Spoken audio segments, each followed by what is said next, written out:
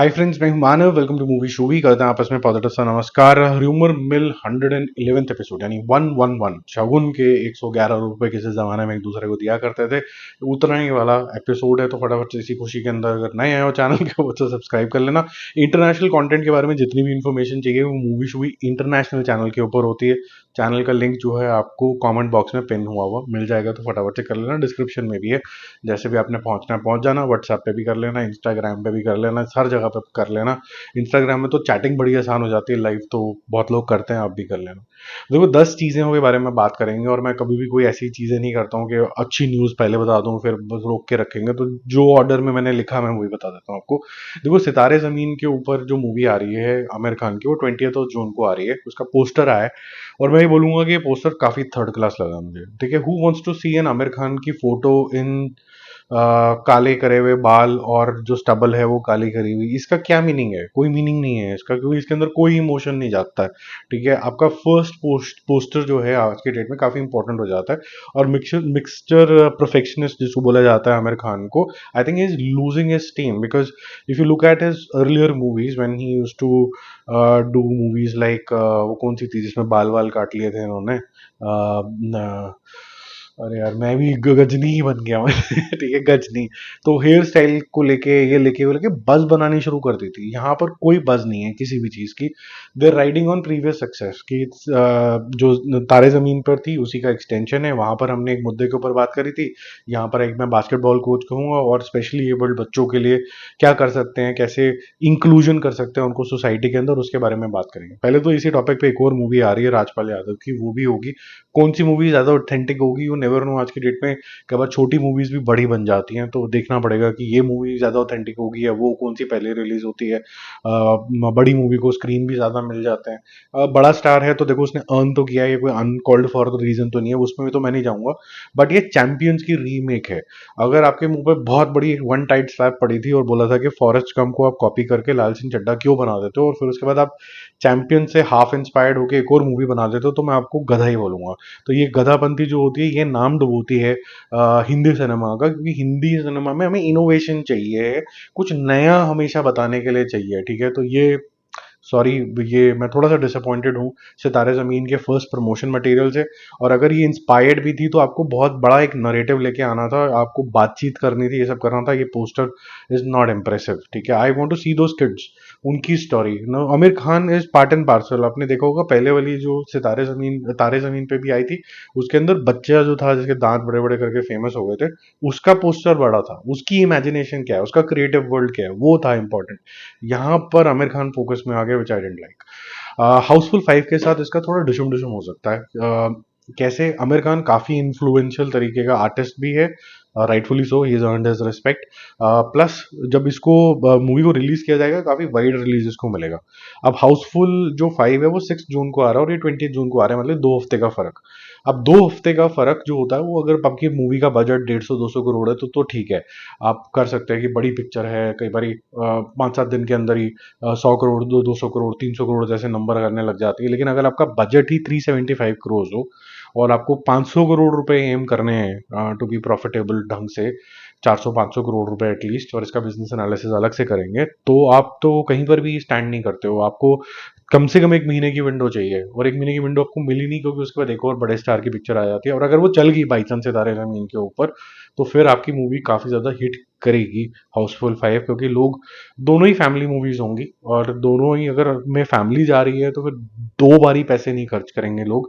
तो जितना भी पैसा बटोरना है एग्रेसिव मार्केटिंग के साथ हाउसफुल 5 को इमीडिएटली करना होगा, पहले 10 दिन के अंदर ही। सेकेंड नंबर पे चलते हैं हम न्यूज़ के ऊपर, जो कि मेरे ख्याल से इंडिया को प्राउड कराने वाली एक ही फिल्म है। या तो मैंने बोला था कल्कि हो सकती है या फिर रामायणा हो सकती है। आदि पुरुष में भी चांस था, लेकिन वो आपको पता क्या हो गया उसका। कल्कि के अंदर इसीलिए क्योंकि वो हमारे इतिहास से जुड़ी हुई थी, और इतिहास को आप वर्ल्ड के पास लेके जाते हो and you tell the world that this is what we were and we were technologically advance, और कल को भी हम बहुत ही बड़े एडवांस एक नेशन होंगे और हम रूटेड ही रहेंगे, इस तरीके की बातें। तो कल्कि के पास अपॉर्चुनिटी था, वो फॉरेन लैंड के अंदर अच्छे से मार्केट नहीं हुई, तो इंडिया वगैरह में तो अच्छा कर गई लेकिन फॉरेन लैंड में उसने अच्छा नहीं किया। रामायणा के साथ मिशन जो है वो ही इंटरनेशनल है। इसका आपको टीजर अनाउंसमेंट देखने को मिलेगा, इसी हफ्ते में देखने को मिलेगा, जल्दी 2-3 दिन के अंदर। 2 मिनट 36 सेकंड का ये टीजर है रामायणा का, और ये यूनिवर्सल, ये कोई भी देखे, बच्चा बूढ़ा जवान, श्री राम की जो कहानी है वो हर एक के जमान के ऊपर ही है। और ये जो है ये मेरे ख्याल से ऐसी मूवी है, अगर वो मुझे बोले ना कि इसने $1 बिलियन भी कर दिया तो मैं सरप्राइज नहीं होऊंगा, क्योंकि ये ऐसी कहानी है जो इंडिया में किसी भी क्षेत्र के अंदर पॉपुलर हो सकती है, प्लस ये वर्ल्ड को भी पसंद आ सकती है, क्योंकि इतना इसके अंदर मैजिकल ह्यूमन एंगल भी है, वॉर भी है, ड्रामा भी है, लव भी है, इतना कुछ है इसके अंदर। आप इसको अगर मूवी की तरह भी देखो तो इसके अंदर बहुत मटेरियल है, अगर ढंग से ये मार्केट होगी, राजा मौली वाली अगर स्ट्रैटेजी इसके ऊपर, मार्केटिंग के ऊपर लगाएगी तो होगा। डी नेक जो इसकी एजेंसी है, एजेंसी कह रहा हूँ, प्रोडक्शन हाउस है, और जिन्होंने 3D वगैरह किया है इसका, वो काफ़ी वेल कनेक्टेड हैं हॉलीवुड वगैरह से, तो उनको अच्छे से मार्केट करना चाहिए इसको। स्पेशल बजट होना चाहिए सिर्फ मार्केटिंग का। इसके 2 पार्ट का बजट करीबन करीबन 850 करोड़ है। It's the most expensive Hindi film ever made, I think India has ever seen, क्योंकि पहले 1000 करोड़ रुपए की राजा मौली की पिक्चर बन रही थी, वो भी 1000 करोड़ की रही नहीं है, क्योंकि वो 2 पार्ट में बननी थी। अब वो एक पार्ट के अंदर है, वो 500-600 करोड़ में निपटेगी। तीसरे नंबर पे चलते हैं, वायर एफ की वॉर 2 के अंदर तेलुगु जो राइट्स हैं वो 100 करोड़ रुपए के बिकने वाले हैं। अब हिंदी फिल्में यूजुअली तेलुगु के अंदर इतना बड़ा नंबर कभी नहीं लेके आती, this will be the first time. And wire F हमेशा पाइनियर रहा है अपनी सोच को लेके, चाहे पुराने जमाने में ही उसने धूम निकाल दिया या फैमिली मूवीज चांदनी वगैरह बनाता था, तो कुछ ना कुछ नया होता था, फॉरेन लैंड में जाके शूटिंग करना, वो रिवोल्यूशनराइज हमेशा चीजें करते आए हैं। और यहाँ पर अगर वो ढंग से वहाँ का बिगेस्ट स्टार यहाँ लेके आते हैं और तेलुगु मार्केट ओपन कर देते हैं हिंदी सिनेमा के लिए, तो they are doing a lot. तो आई थिंक उनका बहुत बड़ा कंट्रीब्यूशन होगा, अगर हिंदी तेलुगु मराठी सब ये जुड़ जाता है किसी तरीके से, तो फिर इंडियन सिनेमा का जो सपना है वो पूरा हो जाएगा। तो 100 करोड़ रुपए अगर आते हैं कर्टसी जूनियर एनटीआर का पॉपुलैरिटी देयर, तो बहुत अच्छी चीज़ है, और वेल प्लेड आई वुड से, well strategise, I think played is a wrong word, well strategise YRF. Fourth number पे चलते हैं, थोड़ा सा मेंटल हेल्थ के बारे में बात करते हैं कि क्या आपका ब्रेकिंग पॉइंट होता है, कितने बड़े आप वो कहते हैं मर्द हो, या फिर breaking is okay on internet, मर्द को भी दर्द होता है टाइप्स। तो बाबिल का आपने वीडियो देख लिया होगा, वो काफ़ी वायरल हो गया, वो बोल रहा है बॉलीवुड तो ऐसी हाय हाय है, 2-4 लोग ये अच्छे हैं, फिर जो अच्छे थे वो पहले बुरे थे, क्योंकि ऐसा लगा काट पीट के वीडियो प्रेजेंट किया गया कि शायद अनन्या पांडे, अर्जुन कपूर वो बुली हैं, पता चला कि वो बुली नहीं है, वही इसके दोस्त हैं।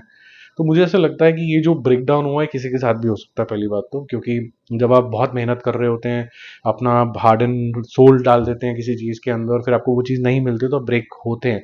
और ग्लैमर दुनिया ऐसी होती है जहाँ पर you are of your own, there is nobody behind you, there is nobody backing, अब watching your back, so to say. तो ऐसा हो सकता है, लेकिन मुझे ऐसा लगता है कि जब आप इस प्रोफेशन में आ जाते हैं तो आपको थिक स्किन होना पड़ता है। ये जॉब्स में भी होता है कि किसी की किसी से प्रमोशन हो गई, कि कोई मेहनत करके चला गया, कोई बॉस की सिर्फ चाटता चला गया, तो ये हर फील्ड के अंदर होता है। आई थिंक किसी को उनको कोच करना चाहिए बाबिल साहब को, कि भाई ये सबके साथ हुआ, और आपके फादर के साथ भी हुआ होगा, उनको भी बहुत रिजेक्शंस फेल करनी पड़ी। जब स्टार्टिंग के अंदर वो आए थे तो उनको तो प्रॉपर रोल भी नहीं मिलते, तो उनको तो मिथुन का डुप्लीकेट बोला जाता था, तो बहुत सारी चीज़ें होती हैं। आई थिंक ये दिस ब्रेकिंग पॉइंट जो था ये अनकॉल्ड फॉर था, अगर लार्जर स्कीम ऑफ थिंग्स में देखें, कि भाई मैं ऑनलाइन जाके अपना एक्सप्रेस कर दूंगा, उससे क्या होगा। आप जबरदस्ती इंडस्ट्री को बदनाम करने चले गए कि भाई बॉलीवुड जो है उसमें बड़े अजीब तरीके के लोग हैं, और फिर आप नाम भी ले रहे हो कि ये लोग अच्छे थे, और भी लोग अच्छे थे, आपने 4 जनों के नाम लेके बुरा बोल दिया, कुछ अच्छा बोल दिया। वैसे ही इंडस्ट्री का बुरा हाल है, उसी का पार्ट आप बने हुए हो, वहीं का खा रहे हो, आपके पिताश्री ने भी वही नाम कमाया था, और वहीं पर ही आप जाके छेद कर देते हो। तो ये चीजें मुझे पसंद नहीं आती हैं कभी भी। आपको you have a point to raise, you raise it properly, you have a grey shade, you have a black shade, and you have a white shade, talk about all the things ना। फिर उसके बाद एक sorry बोलना पड़ रहा है कि जी मैं ये कह रहा था, मैं वो कह रहा था। फिर वो जितने भी ऐसे लोग हैं, बाबिल बड़ा अच्छा इंसान है, फिर वो बोलने लग जाएंगे, कुछ लोग बोलेंगे कि जी बाबिल के भाई पागल हो गया था, कि ऐसे क्यों रोना पिटना शुरू कर दिया, थोड़ा सोच लेता, थोड़ा स्टॉपेज लगाता, अपने ऊपर पी रखी थी क्या। कई सारी बातें ऐसे आने लग जाती हैं, थोड़ा इमेच्योरिटी आती है। अब देखिए इसका असर क्या होता है। कोई भी प्रोड्यूसर अब जो है बाबिल को हायर करने टाइम कुछ 2 बातें सोचेगा, कि यार कहीं ये उल्टा रिएक्शन ना दे दे, ये ना दे दे, क्या he is of a Sen mind और नॉट। अच्छा आर्टिस्ट है, अपने जो सारी एनर्जी है उसके ऊपर फोकस करे, जिन्होंने बड़ा नाम कमा लिया। जैसे Kartik Aaryan is not a great actor, but I would say he is made his mark, he is made his entry. Salman Shahrukh Khan earlier days has made his entry, और ये सब लोग बोलते हैं कि सिर्फ एक्टिंग से काम नहीं चलता, आपको रिलेशनशिप बनाना पड़ता है, उसके बियॉन्ड जाना पड़ता है। तो जो लोग नहीं जाते हैं या नहीं जा पा रहे होते हैं अपनी पर्सनैलिटी टाइप की वजह से, फिर वो क्राई करते हैं, वो क्राई करते हैं, तो वो ठीक बात नहीं है मेरे ख्याल से। वो अपने अंदर इनएबिलिटी होती है, जो क्राई होता हुआ बाहर आ जाता है, मुझे लगता है इंप्रूवमेंट की जरूरत होती है। दुनिया आपके हिसाब से नहीं चलती, आपको दुनिया के हिसाब से चलना पड़ता है। मनूवर करो और फिर इतने बड़े बन जाओगे, फिर अपने रास्ते खुद निकाल लो, है ना। फिफ्थ नंबर पे चलते हैं, जो और न्यूज बना रहा है, वायरल न्यूज, जैसे कि सोनू निगम ने जो कन्नड़ा पीपल है उनको बोला कि यार कहीं सुनी माफ, मैं सॉरी बोल देता हूँ, मेरी ईगो जो है कंट्री की जो एकता है उससे बड़ी नहीं है। हालांकि सोनू निगम की कोई भी गलती नहीं थी, वो स्टेज पे गया गाना गाने के लिए और वहां पर बोलने लगे कन्नड़ा में गा, कन्नड़ा में गा। भाई ने बोला कि भाई मैं तो 1 घंटे के गाने लेके आऊं, मेरा जो टीम है वो इस तरीके से प्लान्ड है, वो इसी तरीके से ट्यून्स बजाएंगे और फिर मैं गाऊंगा, पहले कुछ हिंदी विंदी है, फिर ये, फिर कन्नड़ा में गाऊंगा। कहते नहीं तो अभी गा। तो इन्होंने बोला कि भाई रुक जा, तो फिर आपस में तू मैं हो गई और इनके ऊपर केस वेस भी हो गया। फिर कन्नड़ा फिल्म इंडस्ट्री ने बोला हम इनसे गाने नहीं गवाएंगे, तो इन्होंने भी पहले अपनी बात रखने की कोशिश करी, जब नहीं हुआ तो उन्होंने बोला कि ठीक है मैं सॉरी बोल देता हूँ। I think it's a big gesture with an open heart that, and he mentioned that in his social media post, that for me the country comes first and the ego should be kept aside. There are enough lafdas outside India also, India Pakistan India China all of that, let's not create another ruckus. तो मेरे ख्याल से ये बहुत ही अच्छा step है। जो लोग ये बात नहीं समझते हैं वो जैसे प्रकाश राज, इन्होंने भी लफड़ा करा। अब अबीर गुलाल जो है वो बैन हो गई है। अब हमें भी नहीं अच्छा लगता कि अच्छा आर्टिस्ट है, उसकी पिक्चर रिलीज होने वाली थी, नहीं आई। अब हम ओरिजिन तो नहीं देख रहे थे कि वो इंडिया से कि पाकिस्तान से, लेकिन अभी सोचना पड़ रहा है, क्योंकि अगर मेरी एक ऐसी कंट्री है जो यूनाइट होके एक फ्रंट लड़ रही है किसी और कंट्री के साथ, तो मैं जितना मर्जी उस आर्टिस्ट से प्यार करता हूँ, मैं आतिफ असलम सुनता हूँ, चाहे मैं अबीर गुलाल के आर्टिस्ट को प्यार करता हूँ, चाहे मैं कुछ भी करता हूँ, चाहे यहाँ के बहुत सारे लोग पाकिस्तानी शोज देखते होंगे, 1 मिनट के लिए तो बोलेंगे ना ये keep this aside, I am a nationalist, I will do what is best for my country, so I will not talk shit कि भाई अबीर गुलाल को तो करना ही नहीं चाहिए बैन। कर दो यार बैन अभी फिलहाल के लिए, अगर इससे किसी और कंट्री के ऊपर फिलहाल के लिए प्रेशर आता है तो आप डाल दो। इसके अंदर आर्ट वाट स्पोर्ट सब कुछ ही रगड़े में आएंगे, क्योंकि नेशन से बड़ा तो कोई भी नहीं होता ना। ठीक है, नेशन से बड़ा आर्ट नहीं है, नेशन से बड़ा स्पोर्ट्स नहीं है। तो अभी आप with due respect, without demeaning anybody, आप आर्टिस्ट अच्छे नहीं हो, आप बहुत अच्छे हो, लेकिन यार अभी फिलहाल मैं कंट्री के साथ हूँ, ऐसा करके आप आगे बढ़ोगे। डोनाल्ड ट्रंप भी अपनी कंट्री के साथ खड़े हुए हैं। नेक्स्ट टॉपिक, वो कहते हैं कि जी मैं अपनी चीज़ों को बढ़ावा देना चाहता हूँ, तो मैं टैक्सेशन वगैरह तो मैं कर ही रहा था, ठीक है, इंपोर्ट्स वगैरह में टैक्सेशन था, अब मैं टैक्स लगाऊंगा कि कोई भी बाहर की पिक्चर यहाँ रिलीज करोगे 100% टैक्स लगेगा उसके ऊपर। आप हॉलीवुड की पिक्चरें देखो, ये कितना सही है। देखो क्या होता है, क्रिएटिविटी का जो सब्जेक्ट होता है ना, उसके अंदर इंस्पिरेशन एक बहुत बड़ा इंपॉर्टेंट मैटर है मुझे लगता है। अगर हॉलीवुड कोई बहुत ज़्यादा अच्छा नहीं कर रहा है, तो नेटफ्लिक्स वाले भैया ने बोला कि यार ये फॉर्मेट भी चेंज हो रहा है, तो you have to improve your quality of film. जो यहाँ पर भी लफड़े हो रहे हैं कि भाई ओटीटी पे क्या जाएगा, बड़े स्क्रीन के ऊपर क्या जाएगा, वहाँ भी सेम ही लफड़े हैं, तो वो लफड़ा वो सॉल्व करने की कोशिश कर रहे हैं by doing taxation on foreign film. Foreign film आएंगी तो वो कुछ नया इंस्पिरेशन देके पाएंगी, और हॉलीवुड प्लस क्योंकि पैसे हैं वो और बड़े स्केल पे कुछ ना कुछ बना पाएंगे। तो मुझे लगता है कि यहाँ पर टैक्सेशन क्रिएटिविटी के ऊपर नहीं करना चाहिए था। ये मुझे पर्सनली लगता है कि यहाँ पर ये रॉन्ग है। बाकी जगह पे हाँ बोलो कि मैं कंट्री को सेल्फ सफिशिएंट बनाना चाहता हूँ, तो कोई भी चीज़ बाहर की यहाँ ना आए, हम चाहे महंगे हों लेकिन घर पे ही बनाएं, घर पे ही कंज्यूम करें, कंजम्पशन स्टोरी जो हो वो यूएस की यूएस में ही हो, that I agree with, but not this one. ठीक है, सेवंथ नंबर पे चलते हैं। देखो गुड बैड अगली जो है एक मूवी अच्छे नंबर्स लेके आई है, 250 करोड़ रुपए के आसपास करने वाली है, बट डिस्ट्रीब्यूटर्स के लिए कोई बहुत ज्यादा प्रॉफिटेबल वेंचर नहीं है, थोड़ा बहुत लॉस मेकिंग प्रोपोजिशन है, लेकिन 250 करोड़ रुपए बहुत बड़े नंबर्स होते हैं। तो अधिक रविचंद्रन ने, जिन्होंने गुड बैड अगली बनाई थी, उन्होंने एक काम अच्छा किया था कि अजित को बहुत अच्छे तरीके से प्रेजेंट किया था। तो अब वो प्रोड्यूसर साहब इतने इंप्रेस हो गए हैं, मैत्री साहब, उन्होंने बोला कि अब AK-64 जो नेक्स्ट मूवी आएगी उसको भी आप ही डायरेक्ट करो, आप प्रेजेंट करो, वैसे ही larger than life character present करो, और मैत्री लार्जर देन लाइफ पिक्चर ही बनाती है एंटरटेनमेंट के लिए, तो ये करना मजा आएगा। तो मुझे लगता है कि ये गलत डिसीजन है कि राइट है, ये मैं अपना ओपिनियन बताता हूँ, एकदम राइट डिसीजन है। मैं एग्जाम्पल दूंगा, वो सनी देओल का, बहुत से टाइम से वो नहीं आ पा रहे थे लाइमलाइट के अंदर, क्योंकि उनको प्रेजेंटेशन ही ठीक नहीं मिल रही थी, लोग दिखाई नहीं पा रहे थे। तो गदर 2 में प्रेजेंटेशन ठीक हुई, जिस तरीके के वो स्टार डिजर्व करते हैं, ऐसे ही जाट के अंदर प्रेजेंटेशन ठीक हुई। तो अब नेक्स्ट अगर गोपीचंद मेनन आएंगे यहाँ पर, तो आपको बहुत मजा आएगा कि भाई ये बंदा समझता है इस हीरो को, है ना। जैसे राजकुमार संतोषी के देखते नाम कान खड़े हो जाते हैं कि हाँ ये बंदा सनी देओल को समझता है। ऐसी ज्यादा अगर अधिक साहब समझते हैं कि पर्सनैलिटी टाइप और अजीत का क्या है, तो अच्छे से प्रेजेंट भी कर पाएंगे, तो I think that's a right decision. 8 number पे चलते हैं। भूत बंगला, वन ऑफ द 3 फिल्म्स जो अक्षय कुमार प्रियदर्शनी के साथ करने वाले हैं। उसकी शूट ऑलमोस्ट एक हफ्ते में खत्म होने वाली है, तो ये पिक्चर फाइनली रिलीज होगी, हमें बहुत मजा आएगा। हम देखने जाएंगे फैमिली के साथ, और वो पुराना जो चार्म है होपफुली वो वापस आ जाएगा, जिसमें हंसी के फुहारे ही फुहारे होंगे। तो हेरा फेरी 3 तो ठीक है, इसके अलावा एक और मूवी बन रही है जो कि एक थ्रिलर होगी, और फिर उसके बाद हेरा फेरी 3 भी बनेगी, तो ये दोनों फिल्में बनेंगी। लेकिन जो बीच में थ्रिलर बन रही है उससे मैं इतना ज़्यादा खुश नहीं हूँ। ओपम नाम की एक पिक्चर है जो मोहनलाल जी ने करी थी, और मोहनलाल जी और मलयालम सिनेमा का एक बड़ा अच्छा रिश्ता है, वहाँ के लोग भी इनको बहुत प्यार करते हैं। तो उनकी पिक्चर को रीमेक करके सैफ अली खान और अक्षय कुमार को लिया जा रहा है। I think this should not be made, ये मेरा पर्सनल ओपिनियन है। किसी भी ऐसी पिक्चर का, चाहे उसका हिंदी वर्जन हो ना हो यार, ये अपनी नई स्टोरी लिख लो यार, ये मत करो, ये रीमेक मत करो। आपको इतना ज्यादा लोगों ने जलील कर दिया है, कपड़े फाड़ दिए हैं, गाली दे दी, मतलब क्या करे, गोली मार देंगे, मतलब कैसे समझाएं कि नहीं, रीमेक से अभी चिढ़ मत गई है, मत करो ना। तो ये मेरे को समझ में नहीं आया।